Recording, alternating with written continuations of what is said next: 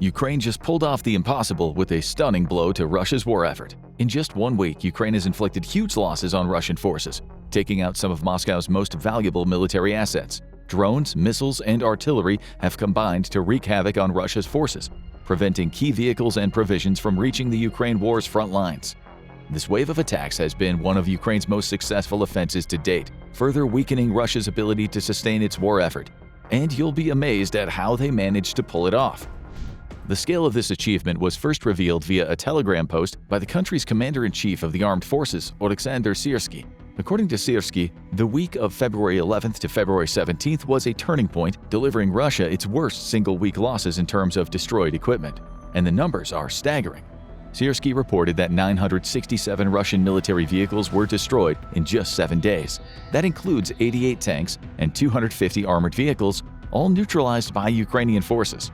In his statement, he credited Ukraine's defenders for their accurate and professional work, emphasizing that nearly 1,000 Russian supply vehicles carrying ammunition, fuel, and provisions never reached their destinations.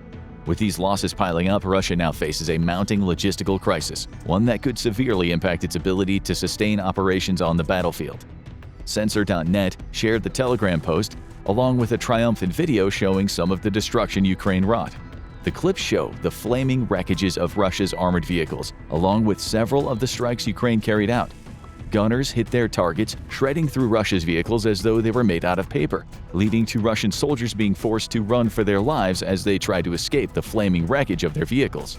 Explosions send plumes of smoke into the air, and in some cases we even see the deadly accurate Ukrainian soldiers taking out Russian vehicles in 1 or 2 shots.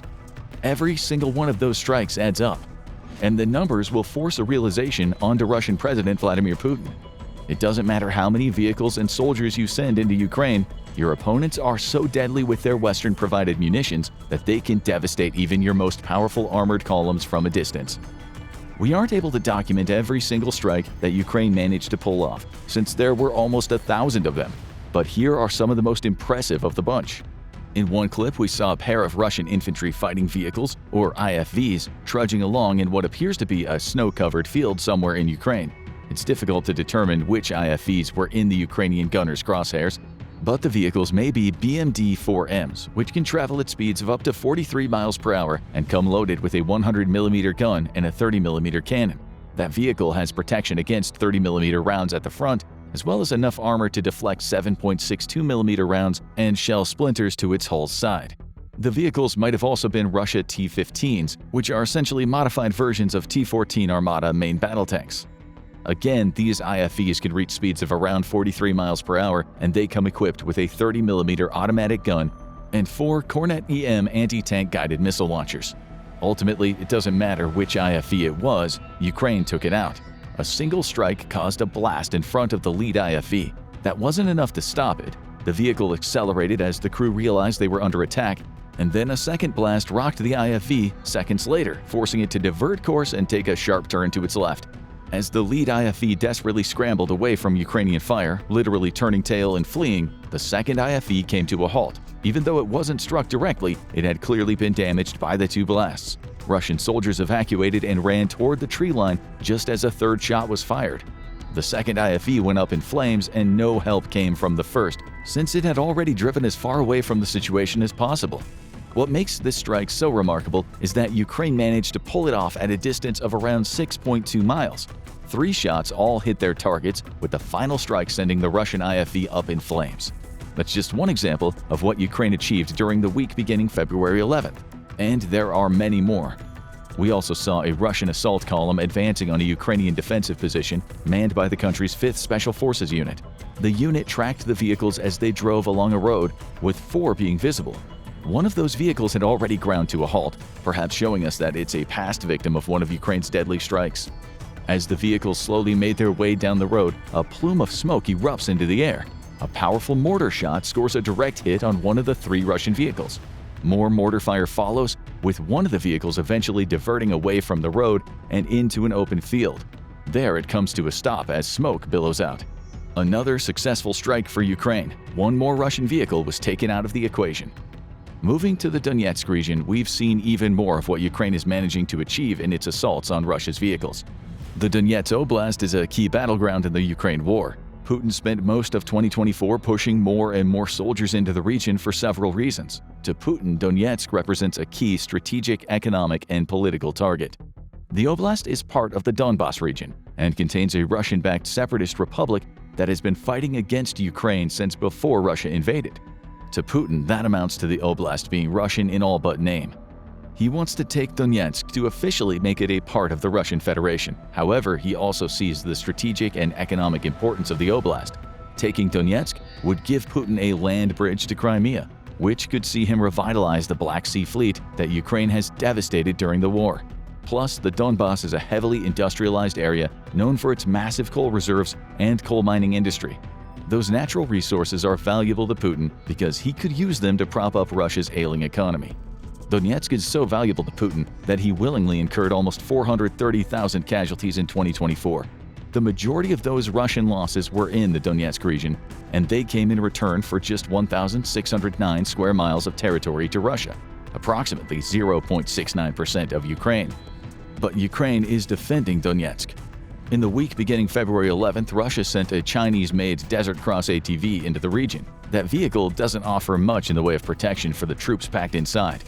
However, it comes with an 800-pound dump bed that makes it a solid choice for delivering troops and supplies.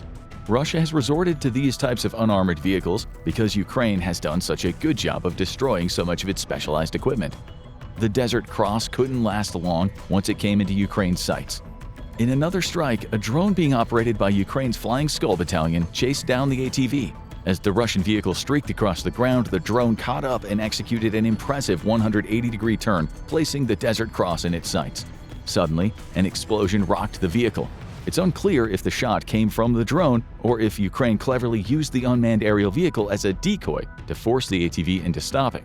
Regardless of the tactic, the strike worked. The ATV came to a halt as one of its tires bounced away, with the explosion leaving it little more than a burned-out shell. A pair of Russian soldiers desperately clung to the back of the ATV, and by now they have likely been captured or killed. Yet more casualties in Putin's never-ending effort to take Donetsk. Another strike worth highlighting occurred near the small Ukrainian village of Zolotarivka in Luhansk.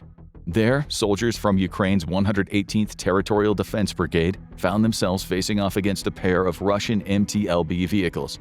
These are multi-purpose tracked armored vehicles that bear a close resemblance to tanks, only with a much smaller gun turret. Ironically, they were designed in Ukraine during the early 1960s, meaning Ukrainian President Volodymyr Zelensky's forces are more than familiar with the MTLB. They know how it was built. That means they also know its weaknesses. A single MTLB can haul up to 4,409 pounds of equipment, with that number tripling if a trailer is attached, or it can carry up to 11 soldiers.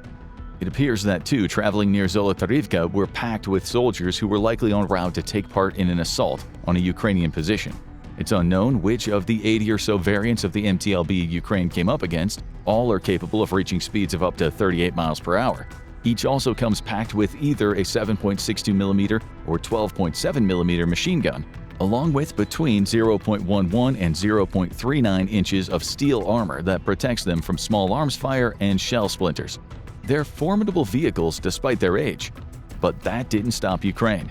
As the Russian vehicles made their way through a snow-covered landscape, several drones were in the skies tracking them. As one of the MTLBs turned away from its main route, there was an explosion. This time, it seems that Ukraine used mines to decimate the Russian vehicle, as there were no signs of incoming artillery or mortar shells. This led to nearly half a dozen Russian troops desperately fleeing the vehicle. However, there still was a second MTLB on the move. The Russian vehicle gingerly made its way past the smoking wreckage of the MTLB it just watched get destroyed. It didn't last long, though. One of Ukraine's first-person view, or FPV drones, was already en route, and it had the MTLB in its sights. It caught up to the MTLB, positioned itself behind the vehicle, and then launched a kamikaze attack. A second kamikaze drone took a similar attack approach. The drone hit its target and another Russian vehicle was down. There are just 4 strikes that took out 5 of Russia's vehicles, and Ukraine carried out hundreds more just like it in a single week to reach its breathtaking tally of 967. Each strike shows us that Ukraine has many clever strategies for destroying Russia's vehicles. Mortar assaults, long-range gunners, drone operators, and anti-tank landmines are all in use. That is terrifying for Putin's soldiers. They never know where a threat is coming from or if their vehicles are in Ukraine's sights.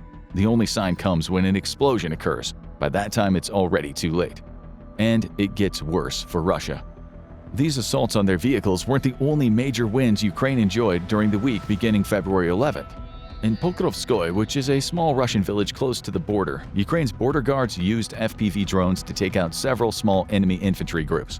The message was clear: Russia's soldiers aren't safe even in their own territory. More Ukrainian drone strikes destroyed some key Russian positions in the Sumy region during the week. Makeshift shelters were destroyed, along with the unfortunate Russians inside, as more FPV drones conducted kamikaze attacks. Over the skies of Ukraine, drones and gunners were added again. This time their focus was on the Shahed drones Russia employs in Ukraine. The Institute for Science and International Security says that Russia has already launched thousands of these drones in Ukraine. As of May 2024, about 15% of them have managed to penetrate defenses, with the success rate being so low because Shahed drones are relatively slow and loud. However, Russia is going to get more of them.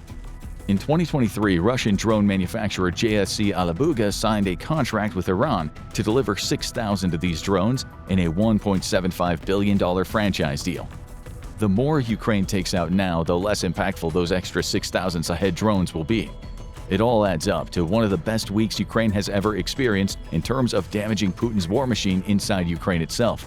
The obvious question to ask now is just how much of an impact Ukraine's week of destruction will have on Putin's forces. It'll leave them with far fewer vehicles for a start. Russia was already deep within the grip of an equipment crisis before Ukraine destroyed nearly 1,000 of its vehicles in a single week. In January 2025, TVP World reported that Putin was already using far fewer armored vehicles in Ukraine than he was at the beginning of the war. That's likely because Ukraine claims to have destroyed over 21,100 of these types of vehicles over the last 3 years. Russia isn't able to replenish those losses. TVP notes that a report from the Institute for the Study of War, or ISW, says that Russia is focusing more on its Soviet-era equipment because its losses exceed industrial capacity to replenish stocks. Back in February 2024, Russia was building around 4,500 armored vehicles annually. If we take the 21,100 figure Ukraine shared, we already see that isn't enough. Ukraine is destroying around 7,000 of Russia's armored fighting vehicles annually, creating a 2,500 vehicle shortfall in Russia's supply per year. Worse yet for Russia, it's burning through its stocks of Soviet-era armored vehicles too. We see that in the footage showing Ukraine destroying a pair of MTLBs. Both were designed in the 1960s, and both are now in ruins lying on the Ukraine battlefield. The situation has gotten so bad for Putin that a Ukrainian military spokesperson says Russia is only using armored vehicles as fire support for infantry assaults. That's why we're seeing things like Russian forces being transported in Chinese-made ATVs. Those vehicles aren't fit for that purpose, and they're very easy for Ukraine's military to pick off. Russia's armored vehicle crisis is so expansive that Putin's soldiers are even attacking Ukraine's fortifications in Ladas. These cheap and poorly built cars are no replacement for the armored vehicles that Russia is quickly running out of.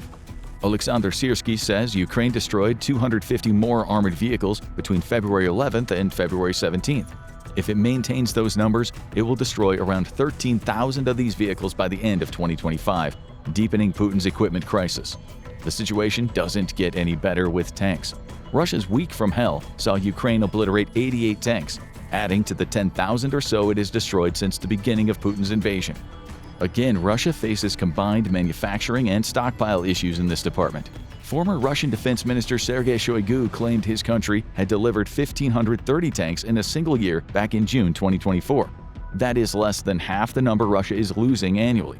Worse yet, Shoigu's figures probably included Soviet-era tanks that Russia had refurbished and sent to the battlefield. In terms of brand new tanks being built, the real number is likely closer to between 500 and 600. These equipment issues are likely also the reason why only around a third of the vehicles Ukraine destroyed in February were tanks or armored vehicles. Russia is running out of both, and it's resorting to using unarmored cars and ATVs to transport its troops, neither of which offer much defense against Ukraine's drones and explosive ordnance. That brings us to the second major impact Ukraine's single week of vehicle demolition will have on Russia. It'll force Putin to rely even more on human wave attacks.